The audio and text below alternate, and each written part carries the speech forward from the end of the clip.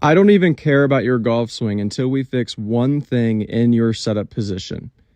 Okay, that one thing is how much bend you have over at the waist. Right now, you're standing very tall.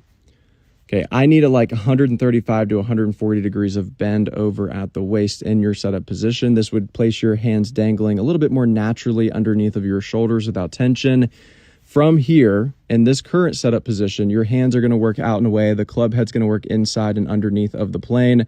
The club head's too far behind your hands. Okay, so now you're taking the club back inside. You're getting too shallow where the shaft is looking outside the ball. And you're going to throw on the tendency to run off your hands and arms and get too long. Okay, you can see if you were to stop like right here or even right there, this looks pretty good. Okay, but you're going to run off, get too long, and when you take it back to the inside, you get too shallow and you get too long.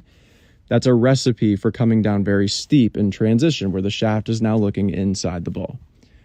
Okay, you are coming down on top of the original plane.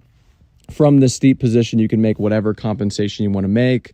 You're going to drop the club down back onto the original plane. You can see you've completely stood up and out of your posture now, and you're going to try to time this thing up. And you do a pretty good job of controlling that club face through impact. So what I want you to do first, I want you to bend further over at the waist. I want you to put a stick out 2 feet behind you, covering your hands from down the line. And if you guys are watching this video and you haven't done this drill yet, you probably should, right? This is a very simple drill. You just literally put a stick out 2 feet behind you, covering your hands straight up and down. That's it. Okay, your hands would work inside of the stick instead of out and away. The club head would be up and outside of the stick. So hands in, club out. That'll get the shaft a little bit steeper halfway back instead of too shallow.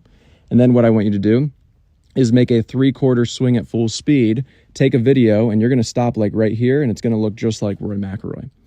Okay, you can see if you were doing the wall drill that I talk about all the time, the back of your trail arm, trail hand, and club shaft would be all up against the wall. That's really good. We're just getting too long right now. Okay, all of this stuff is going to provide you with the opportunity to shallow the club in transition.